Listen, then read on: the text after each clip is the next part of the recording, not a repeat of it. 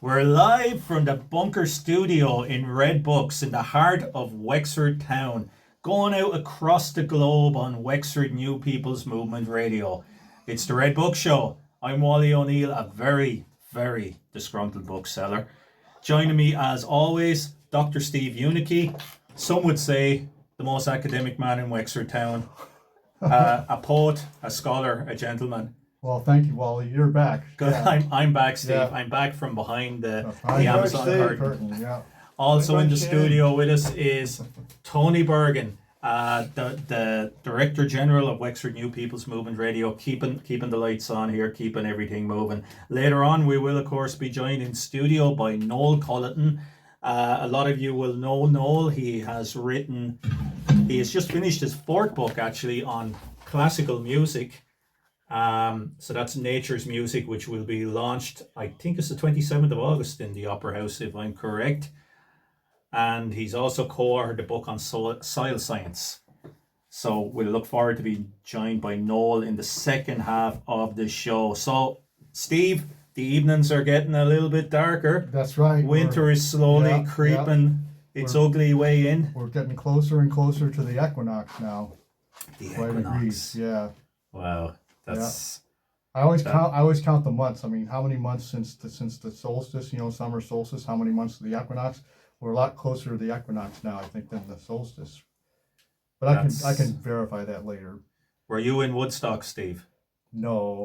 It just came to my mind. Yeah. I was wondering. I was 13 years old. Wasn't quite old enough to travel yet. Yeah. That's a pity. Yeah.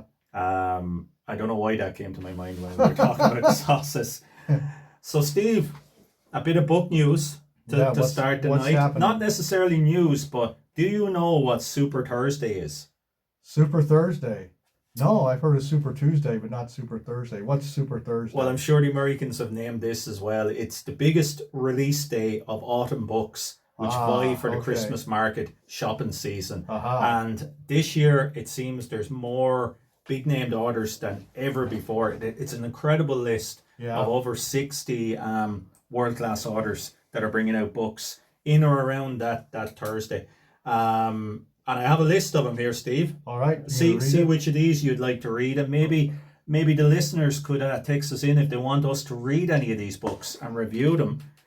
So first, Richard Osman. You remember Richard Osman? His comfy crime books have become a big hit. We Chase Shadows is that one. Peck and Peck by Bonnie Garmus. Murder at the Grand Alpine Hotel by Lucy Foley. Lucy Foley is so big at the moment you couldn't keep her books. Well, that's an intriguing title. Yeah. Redwood by Ben McIntyre. Now that you might be interested in that. A lot of espionage, a lot of history in those books. Threshing Day by Rebecca Yarros. Yarros is huge. We talked about that kind of crossover between fantasy and romantasy lately, and she's certainly in that. Our Noble Selves by Kate Atkinson. Mestra by Madeline Miller. Royal Witch by Philippa Gregory. Here's one you'll definitely have heard of. Remember The Gruffalo? The what? The Gruffalo by Julia Donaldson, that famous kids book. Well, now we have Gruffalo Granny. Oh, about to be released. That'll be a big hit this Gruffalo Christmas. Next Generation. Yeah. Perdita by Barbara Kingsolver. Now I know you Barbara get me Kingsolver, Demon Copperhead. Demon Copperhead's a classic for me. We have Hollow Bones by Jodi Picoult. Hollywood Ending by John Green. These are all big names. The French Illusion by John Grisham. Now I know Grisham fans are gonna be looking forward to that one. Another person you cannot keep her books on the shelves. Frida McFadden. She's bringing out one called The Witch. Exit Party by Emily St. John Mandel. That'll be really interesting. It's kind of vies into science fiction and Are You Awake? Break the Shell by Becky Chambers, another sci-fi one. And then Sarah J. Maas is bringing out a book which is still untitled. Again, Maas is tied in with Yarros and all. And Yarros has a second book coming out. That'll be a little bit later called Peculiar Stars. There's a lot of Lade books coming out. Bardugo is another person tied in there. Deadbeat And then Veronica Roth is bringing out a new book from the Divergent books, The Sixth Faction, that's called. And Cassandra Clare, The Last King of Fairy. And we could go on all night, Steve. It's an incredible array of talent. What do you think we have so many books coming out at the same time? What's behind that? Just coincidence? A few of them haven't brought out books in a couple of years, so they're big. Some of them are darlings at the moment, so they will be pushing them, and this would be the time of the year to bring them out. Yeah, it's for that Christmas market. Oh yeah. There are more this year than previous years. I would put that down. You have to put it down as a positive thing that, it's that people definitely are reading. positive. People are reading more. Yeah. So we'll take the positive. We could be very cynical and say it's just publishers trying to cash in, but we'll take the positive side. We'll take the positive indeed. Now, we started positive. Now we go negative. We have to go negative. We have to go dark. And it involves, you know who it's going to involve. No. You know who it's going to involve. I have no idea. Wally. Who's this involved? Last week I told you I was behind the Amazon curtain. That's right. What did you find out? Doing a little bit of research on our longtime friend of the show, Jeff Bezos. I'll start it with this quote, Steve. The most wonderful thing in the world is an idea whose time has come. That's from Victor Hugo. Yeah. And we know when an idea comes, it reshapes the world. Yeah. Whether it was the Renaissance or the French Revolution, the swinging 60s. Yeah. These are moments, epochs that are started by a single idea. Yeah, it's kind of like when in Texas, I heard the expression, when you put two things together that never been put together before. Yeah. That's the way Texans talk about stuff like that. But all ideas have to come from somewhere. That's right, they do.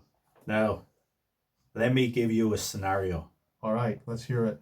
Jeff Bezos, head of Amazon, has spent 18 months taking PDFs off free online providers and, most controversially, off his own platform, which he did not have the rights to do. Yeah. And has been feeding them into an experimental AI, which for this scenario we will dub Reader, all in capitals. Okay, yeah. Now, Reader will work as a deviceless, autonomous, large language model Kindle. It'll utilize Kindle's ability to track your reading patterns, categorize them, and recommend you new reads based on the data it has. The difference is Reader is not a Kindle. It's an interface between you and the Kindle, between you and the book. So Reader is exactly what it says on the label. It's a reader, and it's going to read you that book. And it's going to read you as a person at the same time. Yeah. Reader in this scenario, and I have to keep saying in this scenario because obviously we don't have proof and we're surmising here. It's a speculation, yeah. Reader will present a book to you based on every statistic and piece of personal information it has garnered on you. And it'll garner some of that from Amazon itself. That's right. From your shopping basket, but it'll garner more from information it can easily buy off third parties. Yeah. So your religious and political beliefs, your vocabulary, your intellect, your ethnicity, your socioeconomic background, your Amazon basket, your YouTube watch list, your Instagram followers, what's the last thing you were checking, your algorithm. Yeah. It will alter the book to your preferences to optimize your attention, your excitement, and your fulfillment. That's the most sinister thing of all, isn't it? To alter a book. Absolutely. And it will include product placements and confirmation bias. So maybe you'll be reading Jane Austen and Mr. Darcy will decide he wants to have a Pepsi. And you'll say, God, I'd like a Pepsi too. And maybe Mr. Darcy will say, I'm not so sure about the situation in Palestine. And maybe you'll say, I'm not so sure about the situation in Palestine too. Yeah. Reader will use your purchase and search history, your interests, to develop a psychological model of you. And it will then use that model to read you your favorite books. I don't want that at all. I'd rather just get these kind of books. Me too. But when does a book stop being the book that was authored? I mean, pretty quickly when it starts being altered. We've seen this happening before this. I guess 10, 15 years ago, when people were saying, let's alter some of the books that were written in another period. So let's alter the Ina Blyton books or the Roald Dahl books, because maybe they don't appeal to the same sensibilities as they did before. But now we're saying we're going to do it mass scale with a machine, with an AI that's going to decide that, well, I don't know if Steve would like 1984 unless we give it a happy ending.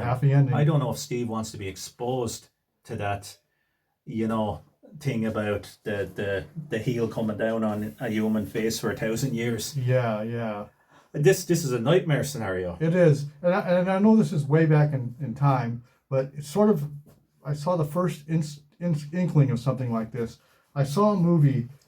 This was back in Texas. It must have been almost 40 years ago. It was a long time ago. And after I left the movie, somebody approached me and said, I'd like to ask you a few questions about what you thought about the ending of the movie. And I said, I'd like to ask you a few questions about why you're asking me questions about what I think about the end of the movie. And the person was explaining that they were getting audience reaction to the ending of the movie. And the implication was they might actually change the ending if the audience didn't like it enough. And I thought, that's so creepy. You should stand by a work of art. When it's a finished work, a finished film, stand by it. Don't go out and market research it and change the content of it. And I know that's very primitive compared to what we're talking about here, where it's so individualized on a mass scale. And I think the whole thing is it just sucks. That's all I'll say. It's really does. It really does. But I guess. Well, I was telling you also about the apprenticeship of Wilhelm Meister, Goethe's book, about how a troupe was going through Germany in the rural areas, and most of the audience wasn't even very literate, and they were doing Hamlet, and the audiences didn't like the end of Hamlet. So the company got together and they were talking about maybe giving a different ending that gave it a happier ending, so they'd bring more people into they build box office by having a different ending to Hamlet. And I thought that's ridiculous if, Goethe was just poking fun, I think. But now we're getting that. It's there's a famous trope, and I suppose there's tons of quotes we could read from, including Alan Moore in V for Vendetta. But the basic gist of the idea is that you can't shoot an idea, you can't kill an idea, but we have found a way now to just stonewall an idea, to stop it ever emerging into the collective unconscious, because we can just, rather than I think, whether it's music or art or literature, these are things that allow us to think. Of course, if we have the time to think, which many of us don't have the time to think, because we're being bombarded by overload of information. But if you combine that bombardment with an AI which will now curate information and art to you, stopping you from ever feeling uncomfortable, ever thinking about anything, then we're in the end days, then, aren't we? We're deep into the behavior modification program and the end days. Yeah, we really are. There's not much hope for humanity at that point. And we had a conversation yesterday, Steve, outside the shop, and I think I told you that it's not AI that I have the problem with. It's the people who are developing AI and the people who are behind it, because I can't trust. Like, we have a quote just coming in there from Fionn. Would I trust Bezos? Fuck no. And I agree with you on that, Fionn.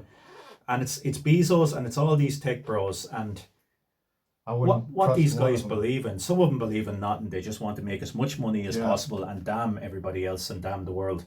But many of them are now engaged in building doomsday bunkers. Yeah. Now, anyone who's building a doomsday bunker has lost confidence in the future. Absolutely. Yeah. Absolutely. And I wouldn't want those people in any position of influence. Yeah, me neither. And then you look at people like Peter Thiel. Peter Thiel is now one of the most influential men on the planet. Arguably the person who got Trump into the White House. Certainly put his vice president there, paid to put his vice president there.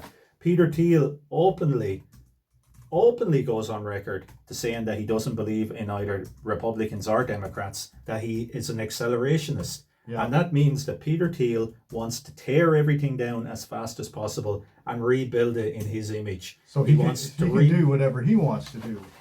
He wants to rebuild it as they all do, I believe, Yeah. as a kind of techno-feudalism with them as the feudal lords. Yeah. And us as the subalterns.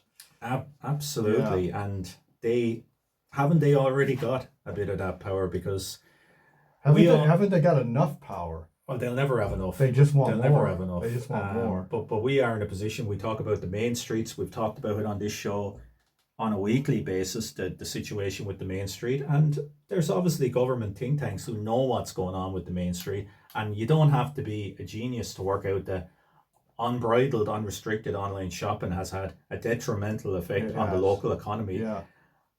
Can anything be done? Even with the best of goodwill at this time, I don't think it can, because our GDP is now completely reliant on people like Google and Amazon.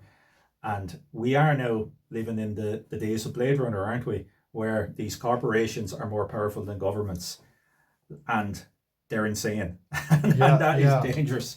Well, the only thing we can do, and I think I might do an almanac page, maybe even next week. Yeah.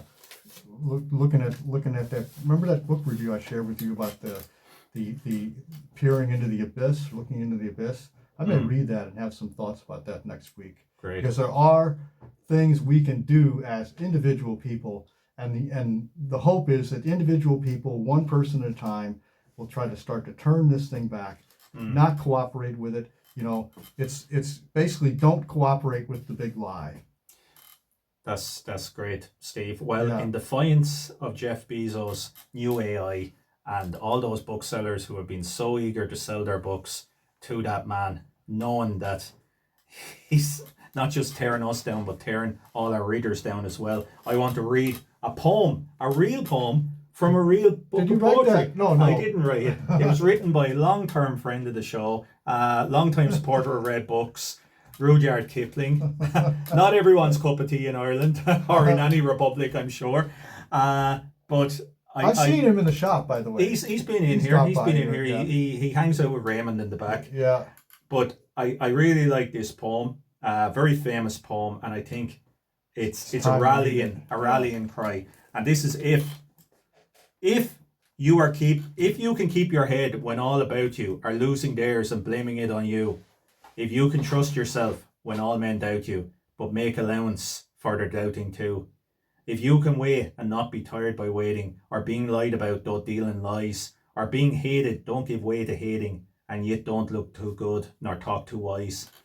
If you can dream and not make dreams your master, if you can think and not make thoughts your aim, if you can meet with triumph and disaster and treat those two impostors just the same, if you can bear to hear the truth you've spoken, twisted by knaves to make a trap for fools, or watch the things you gave your life to broken, and stoop and build them up with worn out tools. If you can make one heap of all your winnings and risk it on one turn of pitch and toss, and lose and start again at your beginnings and never breathe a word about your loss. If you can force your heart and nerve and sinew to serve your turn long after they are gone, and so hold on when there is nothing in you except the will which says to them, hold on. If you can talk with crowds and keep your virtue, or walk with kings nor lose the common touch, if neither foes nor loving friends can hurt you, if all men count with you but none too much, if you can fill the unforgiving minute with 60 seconds worth of distance run, yours is the earth and everything that's in it, and which is more, you'll be a man, my son. There you go. Yep. That's written by a human. Written by a human. From deep thoughts and an expression of deep feelings. I don't trust Jeff Bezos to replicate that. You know what my motto is now? What's that? Up the humans. Up the humans. That's our rallying cry. And there's no division. There's no division among the humans. We're all united against this. Absolutely. This awful scourge of humanity. We're going to have a piece of music now, and then we're going to come back to talk about the book we've been reading for the last week, which is very in keeping with what we've just been talking about. So this is a song from Paul O'Reilly called 18 Months.